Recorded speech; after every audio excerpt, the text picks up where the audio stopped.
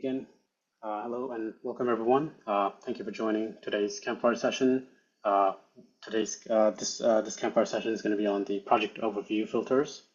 So we'll just jump to introductions. So most of you know me, but for those of you that don't, my name is Omar. I'm part of the customer success team here at Aprika, and I'm involved with all things customer success. All right. So moving on to the agenda. For today's agenda, we'll be discussing the different tabs within the project overview. And we won't be going into a lot of detail. We'll do a quick overview of the different tabs in there and how you can manage access to them. But we do have a very detailed session on it, another Campfire session that we've done previously that you'll find in our library on our website. So once we go through that overview of the different tabs in there, we'll go through and look at one of the new features that was added in our most recent release, which was filters on the overview page. So we'll have a look at how you can use those filters. These are a bit different to some of the filters that you might be used to throughout mission control, and these offer a lot more flexibility in terms of setting up your filters and conditions for them. Yep, so we'll jump into the demo in a second, but I'd like, if you have any questions during the sessions, just put them into the Q&A chat, Q&A or chat, whichever one's available. If someone could just try one of them, make sure it's working. Let me know if you're having any issues with my audio or my screen here that I'm sharing. And yeah, we'll get started after that.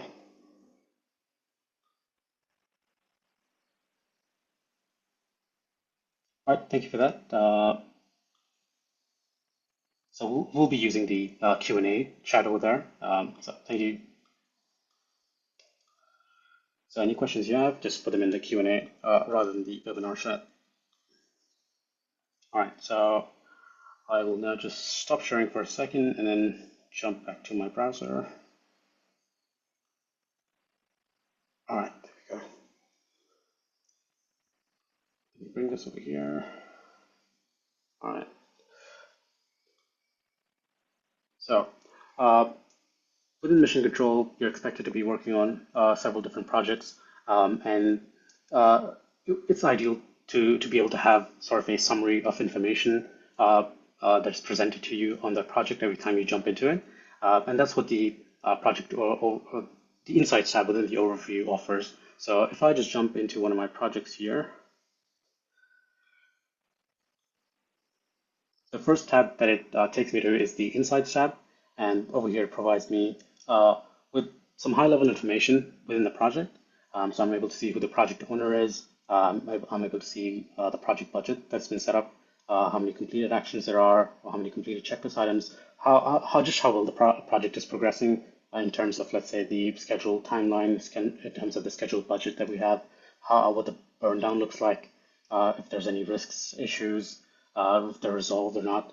It also provides me with information in terms of the profit and loss, in terms of the hours that have been scheduled, completed, remaining, any expenses or purchase orders that have been added, as well as how much of that project has been invoiced to the client, and how much remains, how much has been paid, and so on. So this gives me a pretty good idea of where we're standing with the project, and then I can start going into the other tabs to start working on the rest of the project. If I need to action on things and to move stuff around, I need to log my time, I need to work on something, I can start using some of the different tabs in there.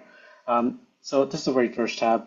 And before we go to the next tab, you'll see that there's a trackpad that you'll see in any one of the tabs that you're on.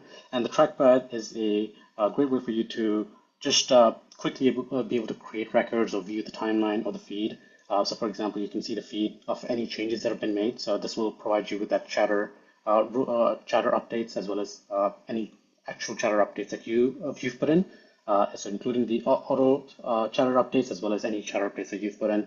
You can move into the timeline that provides you with information in terms of, so this is a custom timeline that shows you the different changes that have been made within the project. Then you've got your log time, so you can log your time within the project. You've got your log expenses, so you can put expenses in from here. You can even attach your receipt using this component, so you don't need to go into the related to attach it. You've got your add action, so if you want to quickly create an action, you've got another way to do that. Similarly, you've got one for add risks and add issue. So that's your trackpad in there, that stays there, and you can close that off if you're not using it. All right, so let's go to the next tab, which is the Overview tab. So the Overview tab, it provides you with some of the charts that we saw earlier in the insights that are related to the action and the checklist items. And it also provides you with another section which is basically your work breakdown structure. So the work breakdown structure that we have within the project is that you have project at the very top, then you have your phases, then you have your milestones, which I've got here. And then if I expand that down to the next layer, I've got actions, which is the actions over here. And then the next layer down is checklist items. If I just scroll down, I've now got checklist items as well. So it provides you with all this information in one place that you can readily access, and you can start working on editing them. You can start working on updating them. And there's a few different action icons towards the end on the right-hand side of the page here that you can use to make updates. So for example, for the actions, you can access the resource assignment wizard, you can access the lock time component, you can access the checklist item manager, issue manager, and so on. And this component was mainly designed around using a larger screen, but we've also made improvements to the page where you can access the same the action icons on the left-hand side of the page. So if you don't need to scroll all the way to the end, you can use that from this menu over here. When you click on it, you'll be provided with those same icons that you can access over there. The same applies for the remaining record. So that's the milestone there that you can use to edit, create a new action for, and then delete. And similarly, if you go down to the checklist item there, you've got that drop down there as well. You can lock time against that checklist item, you can edit it, and then you can delete it as well. So there's your quick overview of the Overview tab. Moving on to the next tab, which is the Detail tab. So the Detail tab is basically your edit, the edit page, you could say, which shows you all of your fields within the project. So it shows you all of the fields that have been set up in your page layout. It just shows that to you in this page over here. So any custom fields, any standard fields from mission control itself, all of those will be shown here as long as they're on your page layout. Moving on to the next tab, which is the budget tab. So if you've got your, so you have the budget, you are able to track the budget of your project using the project budget field like I have done here. You can also do the same on the milestone level. So you can track the budget on individual milestones using the milestone budget field. But there's also another way to track individual line items of budgets using the budget tab over here. So from here, you can create your budget items where you can track different types of budget items within the project. So maybe I have a budget, so this is for a website build that I'm doing. I'll need a budget item for design, a budget item for development, and so on. So I've created those budget items and I can use that to track that information more accurately in a lot more detail. And I can even connect them to actions. So the information from the actions will then roll in or roll up to the budget items. So for example, I can see if I go to the scheduled tab over here and the completed tab, I can see the information is pulling through from the actions. Over here, I haven't related them to the budget item just yet, but once I do that, they will start pulling in. So I've got the our scheduled, billable, and cost columns there, so it'll display the dollar values there. If I go into the completed, it'll do the same over there as well once it is related. Action pad. So the action pad is another way for you to see your actions and just interact with them a bit differently. So you're seeing your charts in here, and you have the first section, you see those charts, and in the second section, you see a list of your actions, a log of your actions that you got, and within that project. And you can jump in here if you need to edit something. You can double click into a record, and it'll open up the edit modal for the action. If you'd like to go into the action detail, just view more details rather than double click each record, you can just click on one of the records and it'll update the details here on the action detail tab here. So maybe I want to review the details here. I've got everything I need here. I can move on to the next one. I can make those changes if I need to. I can either double click into the action to make the changes I need, or I can use the drop down over there to edit or delete it. I've also got a checkbox there that I can set that action to complete as well. So there it goes to complete. I can use the same checkbox on the left hand side over here to mark actions as complete. This the action pad is feature packed. There's a lot of things to unpack here, and again, I would recommend having a look at the separate Campfire sessions that we've done that go in a lot more detail, and we'll quickly cover off some of these different tabs, and we'll get back to the filters on the overview tab. Moving on, we've got the time logs tab over here. We'll just show you the charts, for example, the burn down, as well as how many hours have been scheduled, completed, and remaining, as well as a list of your time logs. So the new project, I haven't put any time in, so I don't see anything here just yet. Again, you've got your expenses as well. If you put in expenses or purchase orders, you'll see that information here. All that information will be reflected in some of these charts here as well. If you put in risks against your project, risks and issues, you'll see them in the risk log, the issue log. They work similarly to the action pad.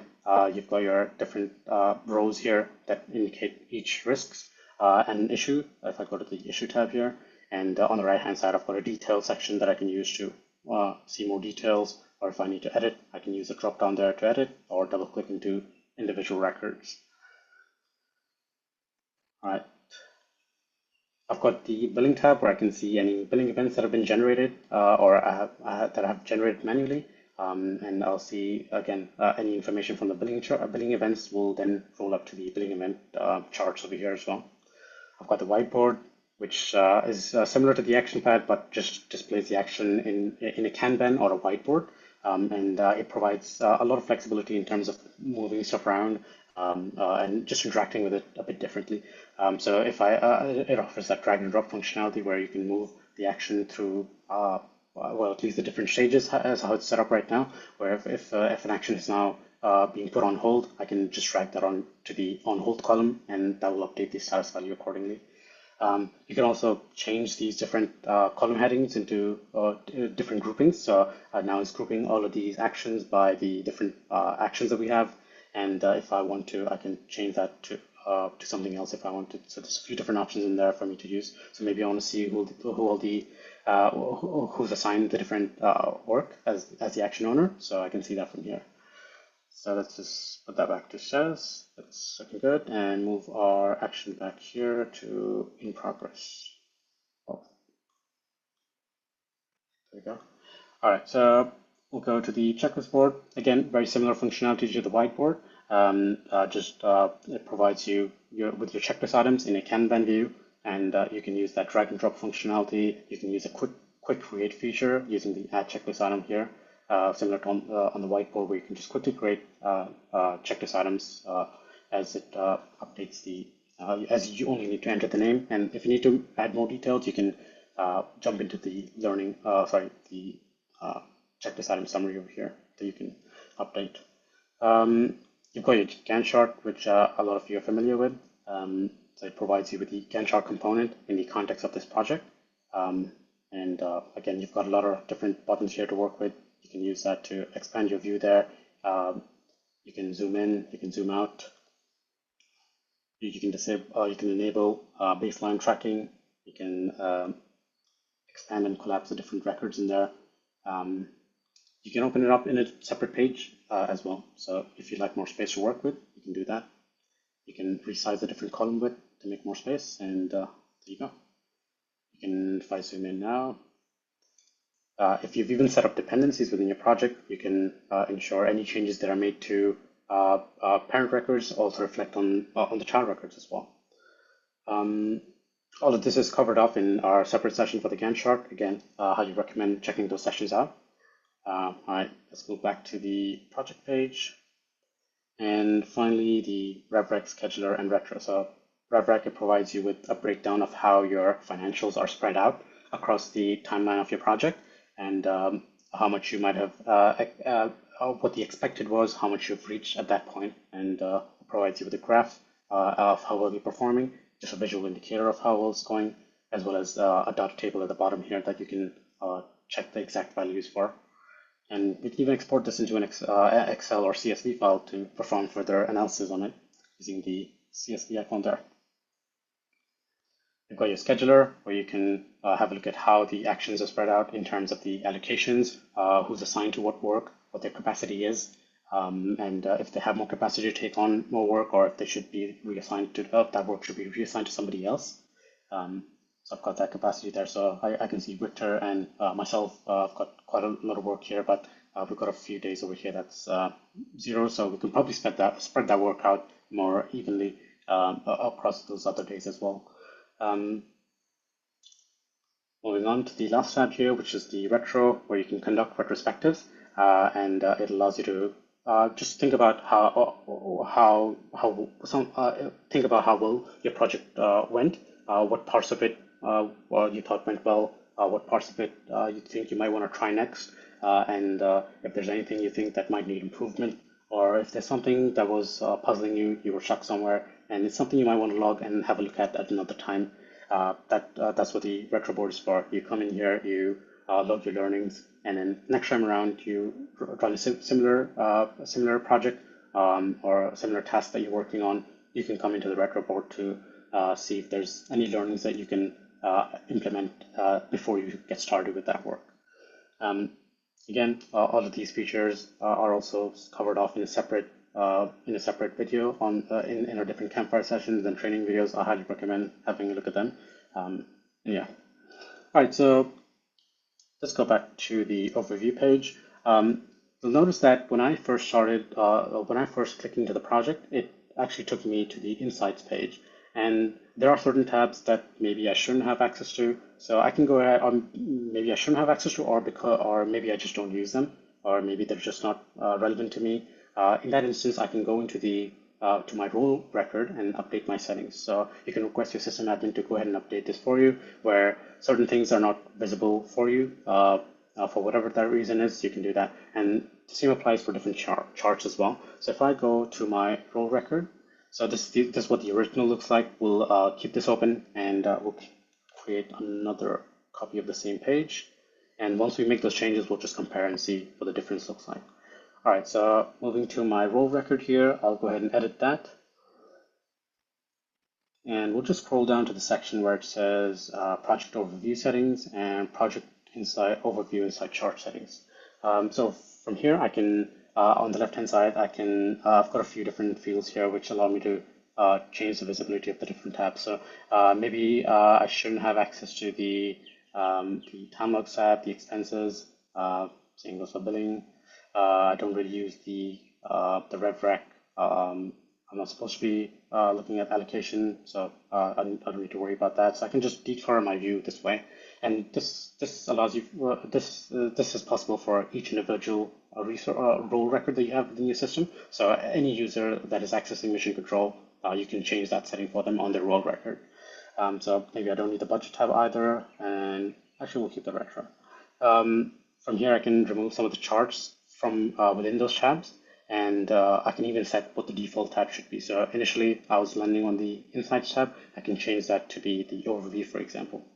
And second section over here is around the charts on the Insights tab. So if there's any charts that I shouldn't have access to or shouldn't be seeing or don't need to see, I can remove some of them from here.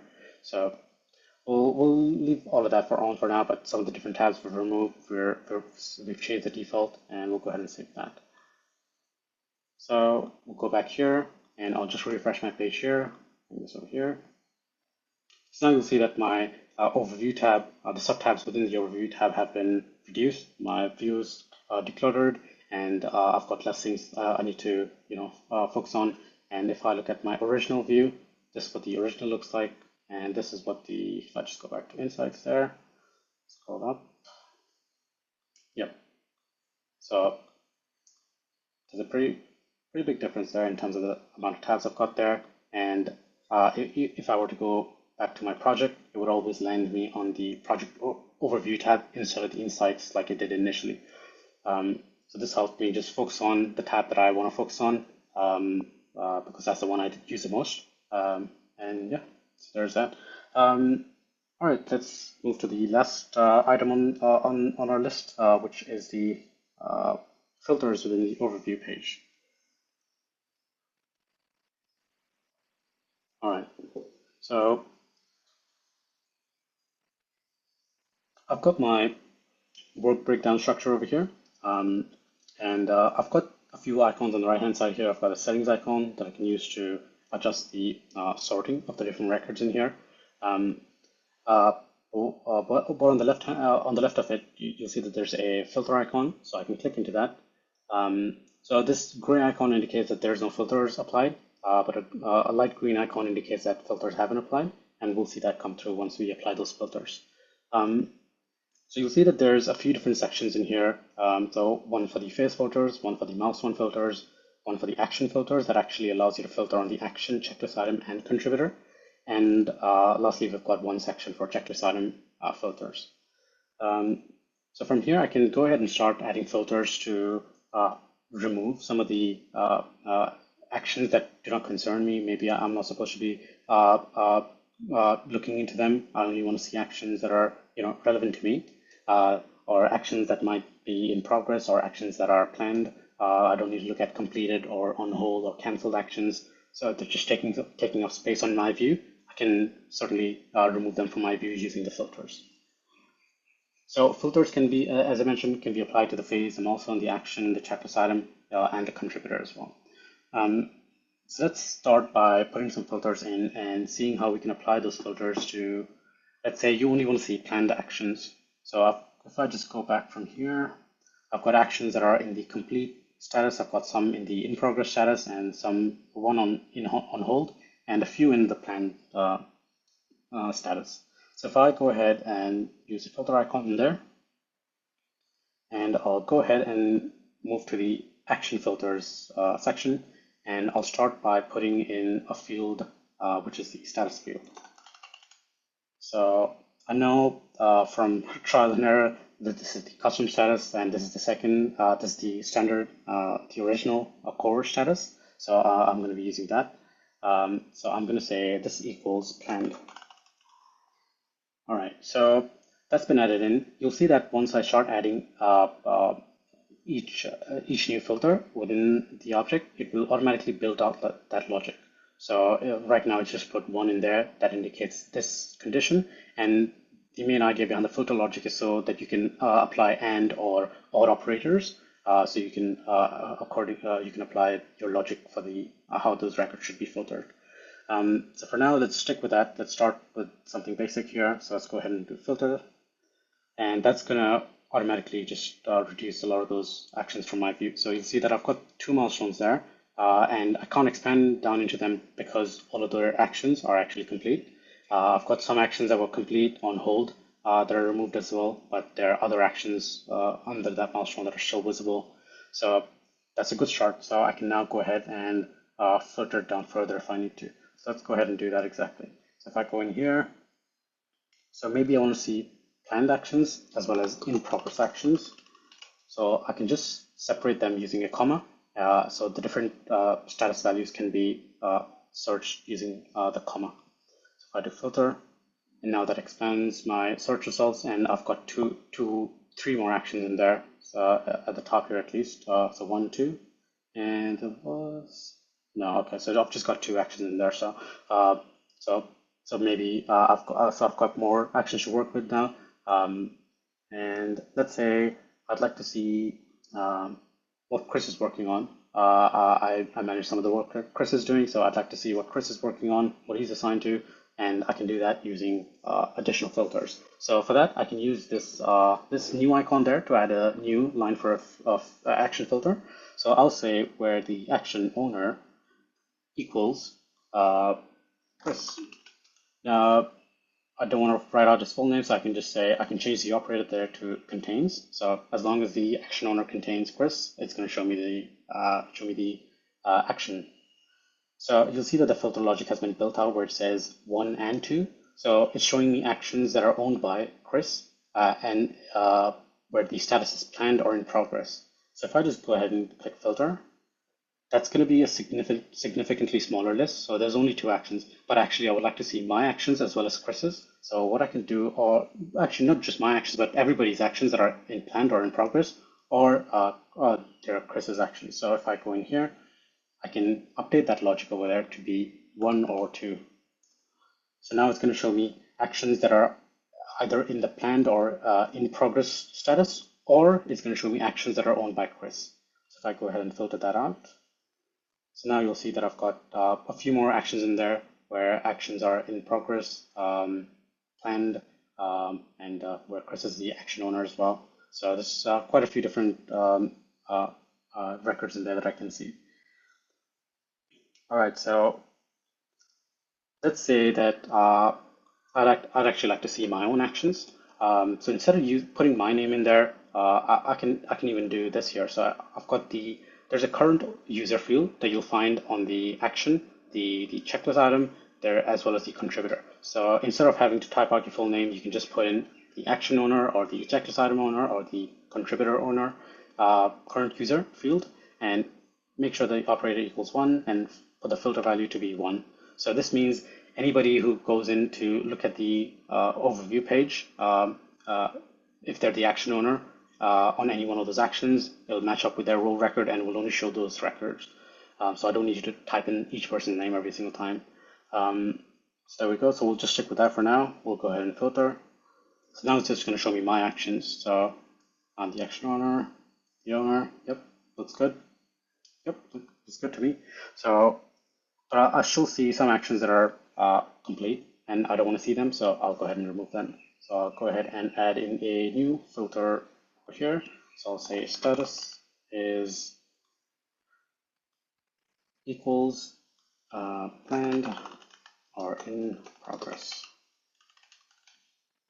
Cool. So that should reduce some of the actions from there. Yep.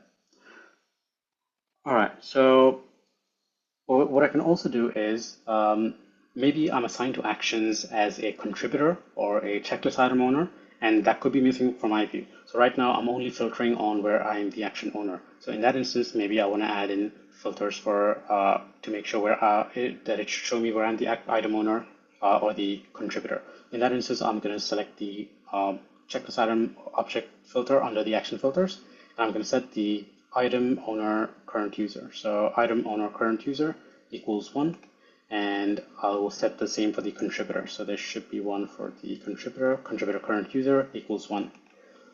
Now you'll see that it has built out some of this logic here, and it might not. If I just filter that right now, it's probably not going to return the right results for me. It's not showing me the checklist items that I'm assigned to, or maybe the contributors. So if I go back in here, I'll need to adjust the logic for it.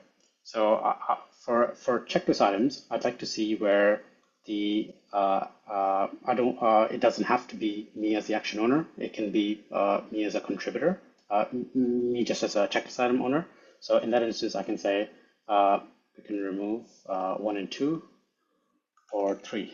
So and to enforce this logic for the first two, so we'll say that either show me actions where the action owner is myself and the status is planned or in progress, or show me checklist items where I am the item owner. Similarly, I'll do the same here for the contributor. So show me actions where I am the action owner or where the status is planned in progress. So those two conditions at the top here, or show me contributor records where the contributor is myself. So I'll go ahead and filter that. Now that has increased some of the actions, and there are a few more. So if I go down in here, I can see that there's, let me just expand that. So yeah, there's quite a few there. So I've got actions in there. I've got contributors in there as myself. So let's have a look here. So this action, I can see that the contributor is assigned, and that's because Colin's the, I'm the contributor on that action. So that's why I'm coming up over that. That's why that action is coming up over there. So if I go over here, I'm the action owner, so that's why this whole action is coming up. And for checklist items, I am the checklist item owner there, so that's why it's showing me that checklist item. Similarly, I'm the checklist item owner for these checklist items, and that's why those are coming up in my view as well. So another great thing about the filters over here is that I'm able to save them and then reuse them. So if I were to go ahead and create this filter there, so I can just say planned in progress actions and maybe contributors, checklist items, sorry, and we'll say my planned in progress actions and checklist items, right? So there we go, and we'll save that. So I can filter that done. Go on here. So now we can save that filter. If I need to quickly switch between filters, I can just use that preset filter option there to quickly select that. I don't need to constantly remember all of these different logics in there. So it's just a one-time thing that you can do. It's a set and forget, and then you'll be able to access the different save filters that you got. Um, so, for example, you could create a filter where it shows you actions for your team members, actions for that are in progress, actions that are on hold, actions that are cancelled, my actions like we've just created over here. So you've got a lot of flexibility there, and yeah. So that's the end of this demo. But if you have any questions or if you've got any specific filter that you'd like for me to build out over here, I'm happy to do that as well. Yeah, there's one more thing we can cover off here while just seeing here. So we've also added in, so if I just remove the filters from there, you'll see that I've got quite a few actions in there, and it doesn't necessarily mean that you have to apply a filter every time you're trying to find a record. And what you can do is use the search function. So, for example, maybe you want to look at specific milestone. So maybe you've got a much longer list than what I've got here, but you can use the search function above each layer. So for example, I'm currently seeing milestones only, so I can use the search function there to look for specific records. So maybe I need to look for the testing milestone, and there's multiple milestones that have the testing name in there, so I can use that search filter to apply and narrow down my search results. So that's a great way for you to just quickly narrow down your search results without needing to create separate filters for it. So that's really great. And let's just bring that down there. So if I just scroll down, so maybe I'm looking for a specific action around requirements there. Just look that up, apply, and I've got requirements workshop in there. Yeah, the other one's spelled differently, so that's why it's, I put in requirements there. So let's do requirement. There we go. So now I've got two of those actions that I had set up for requirements workshop. Yeah, so you can do that at the milestone layer, the phase, the action, as well as checklist items. If I look for checklist items here, I've got some there. Let's just do expand all. Yep, so I can do the same there as well. I've got the icons there from the individual rows. Yep, so that's the filters overview page, filters on the overview page, and search functions. There's no questions. I can jump back here to the PowerPoint. Sure. All right, again, if you've got any questions, any filters you'd like for me to try and build, I'm happy to do that. I've got some time. Otherwise, I can let you all go.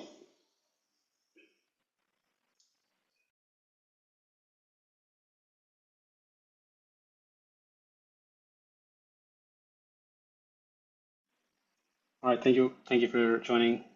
Happy to help. All right, this recording will be available on our website soon, so we'll make sure once that's available, you should be emailed out a recording of it, I believe. Yeah. So yeah, if you have any questions, any questions you come up with after this call, please reach out to us. We've got a lot of resources, and we'd be happy to help you out. And yeah, and we'll see you in the next one. Thank you.